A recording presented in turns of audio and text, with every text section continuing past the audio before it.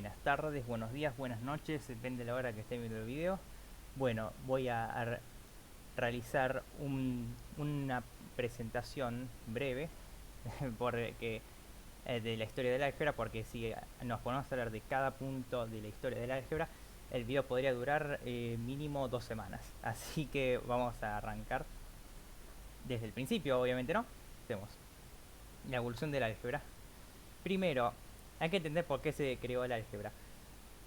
En las matemáticas, o en cualquier otra ciencia exacta, puede ser en física o alguna por el estilo, mecánica cuántica, siempre es necesario hacer generalizaciones para la resolución de algunos problemas que se puedan presentar. Ya vamos a ver que en la antigüedad todo no se podían, no había ni símbolos ni absolutamente nada. O sea, todo lo que los problemas en cuanto a la matemática y aritmética, por así decirlo, se daban de forma oral, o sea, con palabras. O sea, horrible, horrible. ¿Y a qué nos referimos cuando hablamos del álgebra?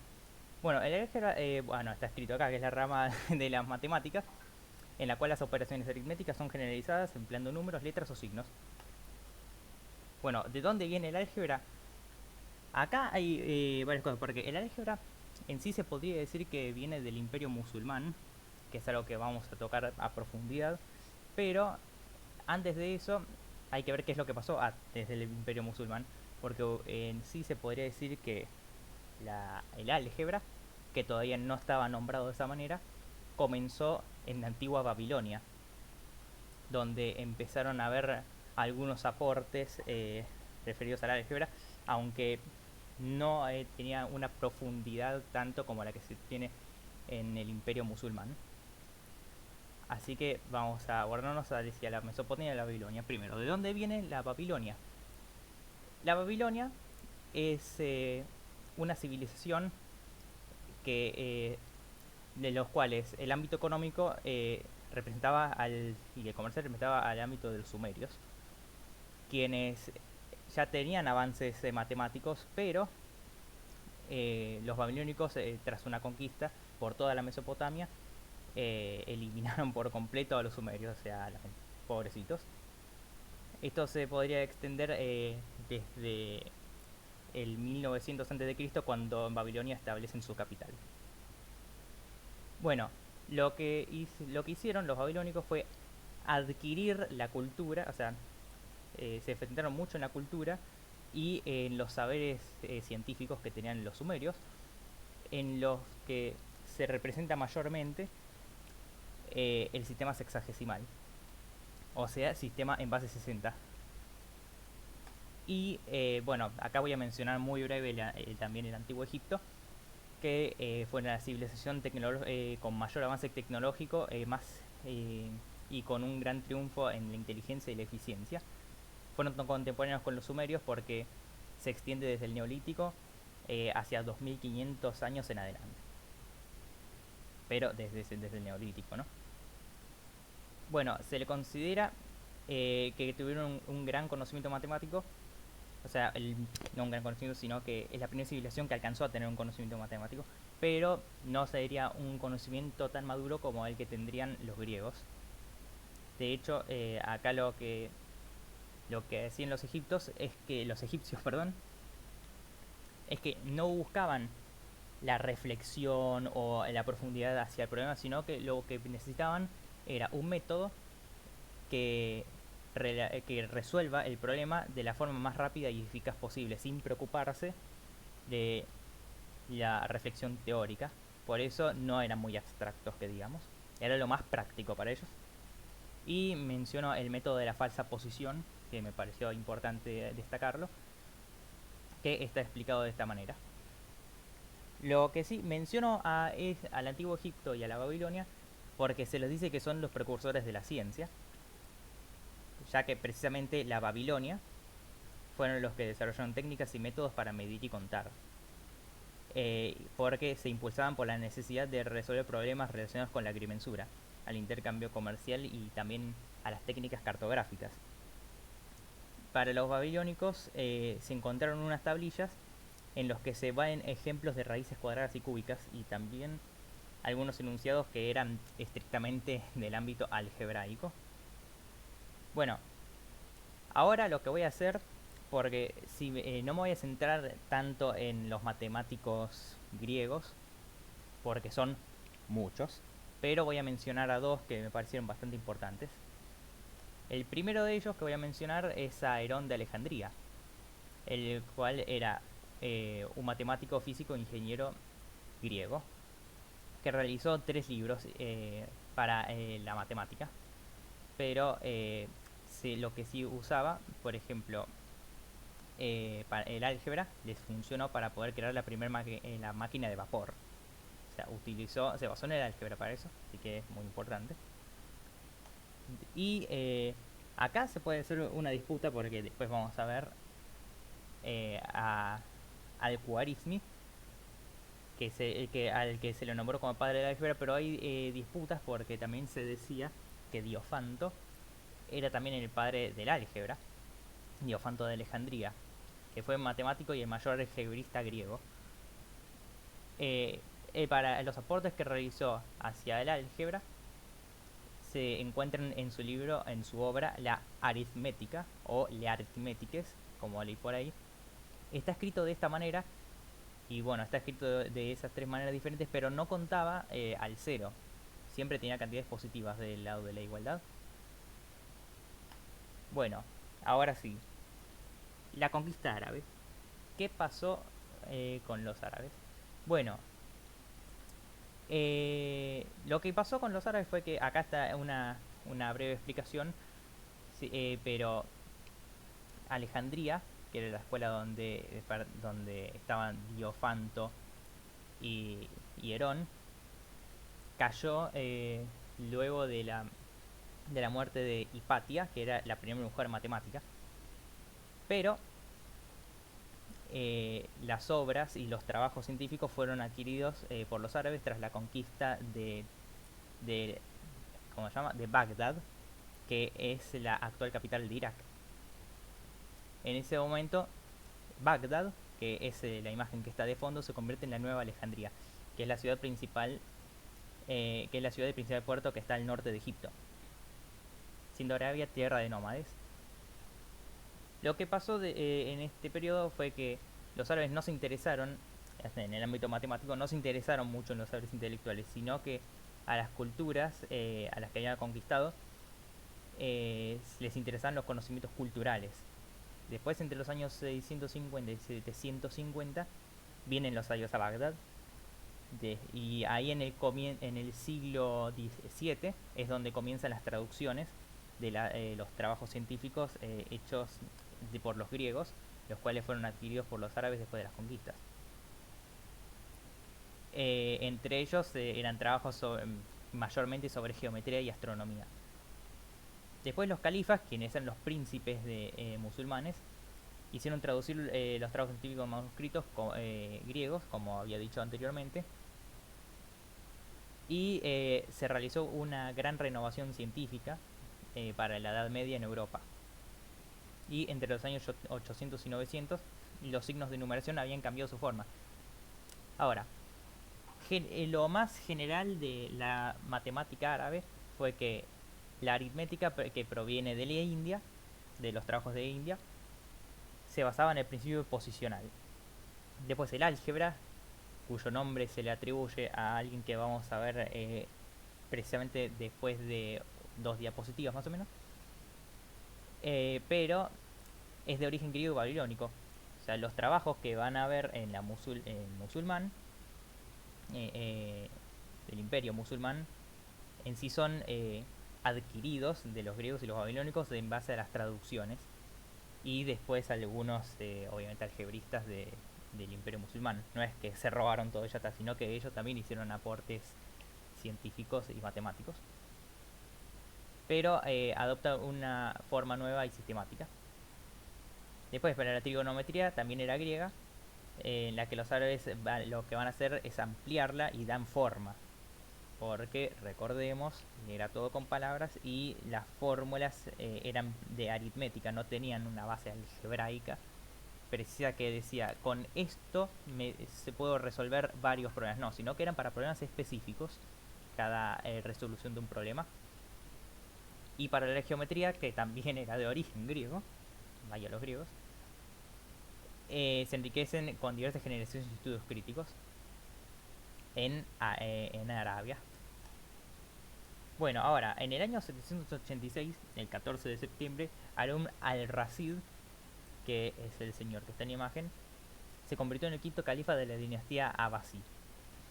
Este señor, mientras imponía su gobierno, tuvo dos hijos, Al-Amin y Al-Mamun, quienes se entrarían en una disputa y en una guerra, por así decirlo, un conflicto bélico entre ellos dos por ver quién sería el nuevo gobernante tras la muerte de Al-Rashid en el año 809.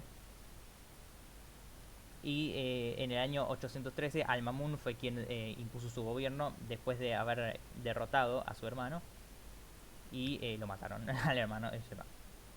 Y a partir de este gobierno de Al-Mamun es cuando se origina Bait al-Hikma, que es la escuela de sabiduría, que es además de todas las instituciones que se crearon para academias y todo eso para Bagdad. Sería más importante, ya que entraría en juego uno de los personajes más importantes para el álgebra o para la historia del álgebra de la Edad Media, que sería Al-Khwarizmi, o voy a leer el nombre completo porque me odio, Abu Jafar Mohammed ibn Musa Al-Khwarizmi. ¿Quién era Al-Khwarizmi?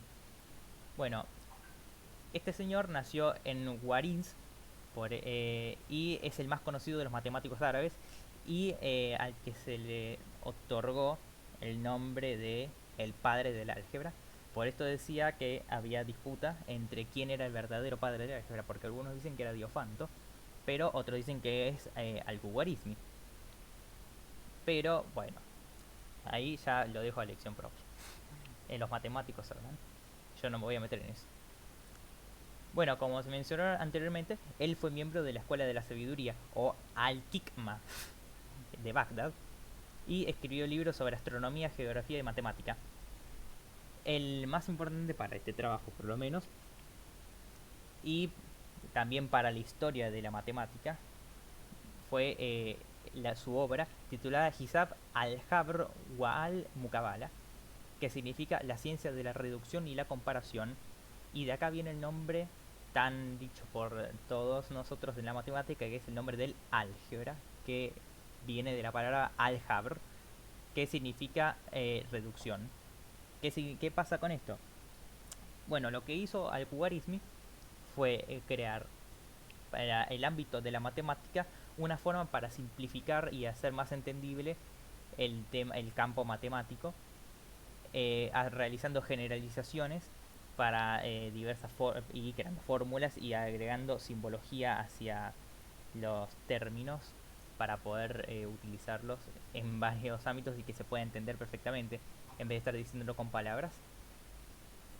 Bueno, acá voy a decir un par de cosas de la ciencia de reducción y la comparación, o el nombre raro que no lo voy a volver a leer, que es una obra que está dedicada exclusivamente al álgebra, donde la incógnita se le llamaba como cosa. O sea, la incógnita en este caso sería la x, ¿no? Y en la obra aparecen algunas ecuaciones de segundo grado y reglas para operar expresiones binómicas. Por ejemplo, acá tenemos el clásico, super clásico a más b por a menos b, que sería una diferencia de cuadrados. En este caso, bueno, no está con o no con b, sino que aparece de esta manera, como 10 más x por 10 menos x, que esto sabemos que es una diferencia de cuadrados, que sería 10 al cuadrado menos x al cuadrado. Pero los árabes rechazaban las raíces negativas, pero sí estaban familiarizados con el tema de operaciones de números positivos y negativos, no como Diofanto, que en su sistema diofántico, su sistema de ecuaciones diofántico, no aparecían los números negativos, no los contemplaba como respuesta. Pero bueno, también aparecen algunas demostraciones geométricas para la resolución de ecuaciones. También Al-Khwarizmi en su obra introduce los números naturales y se centra en las ecuaciones lineales o cuadráticas, no cúbicas, no se centra en las cúbicas. Lo que sí hace es nombrar a cada uno de los miembros de la ecuación como, por ejemplo, la unidad, que es el número que está independiente. Después, el número que acompaña a la x sería la raíz, y el número que acompaña a la x cuadrado sería x, bueno, el cuadrado, nunca mejor dicho. Y bueno, acá puse algunas de las formas básicas de la reducción del libro. De, el nombre es muy largo, no lo voy a repetir de nuevo. El libro de la ciencia de la reducción y la comparación. Lo que sí quería mencionar es un ejemplo de una de las actividades que aparece, bueno, de una de las actividades, no, de una de las resoluciones de una ecuación cuadrática que aparece en el libro de Al-Khwarizmi, que es una demostración geométrica, porque utiliza la figura del cuadrado para poder dar una solución al problema. Tenemos la ecuación que es x al cuadrado más 6x igual a 7. Bueno, ¿qué es lo primero que hace Al-Khwarizmi? Primero dibuja el cuadrado de lados A, B, C, D. El AB, bueno, están ahí. Y el área se la nombra como x cuadrado. Todo lo que hay acá interno de los segmentos A, B, C, B, C, C, D y AD es el área llamada x cuadrado. Lo que hace después es que a los lados AB y BC, en 3 unidades respectivamente, o sea, estas 3 de acá, las va a llamar X. O sea, el AB sería X, pero se le suma a los lados de AB y BC 3 unidades más. Por lo que este nuevo lado, estos dos nuevos rectángulos, para que se entienda mejor, que aparecen hacia los costados, formarían 3x. Estos rectángulos representan 3x. Y después lo que hace es completar el cuadrado, que sería suma las unidades. ¡Ay! No, perdón. Spoiler. Lo que hace es completar el cuadrado sumando las unidades, no suma las x. Lo que hace es sumar unidades, y por eso sumar 3 unidades por 3 unidades, ya que sabemos que es lado al cuadrado en un cuadrado, sería 3 al cuadrado, que es igual a 9. Entonces, ¿qué es lo que termina resultando? Termina resultando en un área que forma la ecuación x cuadrado más 6x más 9. Pero, ¿qué pasa? No, acá tengo otra cosa. Acá tengo x al cuadrado más 6x igual a 7. Bueno, lo que hace es el método de completar cuadrados. Lo que realiza, está escrito acá abajo, es que el 9 de este de acá lo suma en ambos miembros de esta igualdad. Y como pueden ver, acá esta es el área del cuadrado. Y se le agrega al x cuadrado más 6, se le agrega el 9. Y al 7 se le agrega también el 9 para respetar la igualdad, obteniendo 16 como resultado de la igualdad del lado derecho. Y acá lo que hace es el trinomio cuadrado perfecto lo transforma en un binomio al cuadrado en la expresión factorizada. Y el 16 lo transforma en... O sea, lo pasa con un exponente, y queda 16, que es como que le aplica la raíz cuadrada, y queda 4 al cuadrado, que 4 al cuadrado ya sabemos que es 16. Entonces, al resolver esta ecuación, pone que x es igual a 1. ¿Por qué? Porque si acá ponemos un 1, tenemos que 1 más 3 es igual a 4 al cuadrado, y es igual a 4 al cuadrado. Resolviendo la ecuación donde el área es igual a 1. El área no es igual a 1, sino que la incógnita es igual a 1. Una cosa que quería mencionar es de algo del símbolo x, que en sí la x como símbolo que señala una incógnita desconocida nace de la palabra árabe para representar la cantidad numérica no conocida, que se le escribía como Shei, S-H-E-I, pero en realidad viene de los griegos, ya que, bueno, en realidad antes de los griegos, porque vendría de los egipcios, porque los griegos lo que hicieron fue traducir los textos matemáticos de los antiguos egipcios en donde se encontraba a la X nombrada como Shei, pero con X, X-E-I, Sei, o Shei como se diga. Eh, Así que la X no es que se originó acá en Arabia, en el Imperio Musulmán, sino que viene de Egipto, nombrada como Shei, después traducida por los griegos como Shei con SH y después traducida como X para los árabes. Y ahora alguien que quería mencionar, después de toda esta explicación, eh, ya como que tenemos como lo principal, el gran origen del álgebra, pero ahora lo que vamos a ver son cosas que pasaron posterior eh, al origen del álgebra. Y entre todos los matemáticos que hay, seleccioné a René Descartes, el cual nos incluye, que bueno, filósofo y matemático de Europa que nació en La Haya, ¿no? Que escribe su obra con el título Discours de la méthode pour bien conduire, sa raison et cherchet la vérité dans les sciences. Madre de Dios, madre de Dios. El cual tenía tres apartados. La dioptrique, que era sobre óptica, les meteores sobre metodología y el más importante para este trabajo, porque los otros dos apartados también tienen su relevancia para su propio apartado, que es la geometría, que se basaba en la geometría. Y lo que aparece en esta obra es un concepto nuevo para la matemática y para el álgebra también, que es la geometría analítica. A partir de esta obra es donde nace la geometría analítica, donde se analizan curvas de distintos órdenes, la construcción de la teoría general de ecuaciones.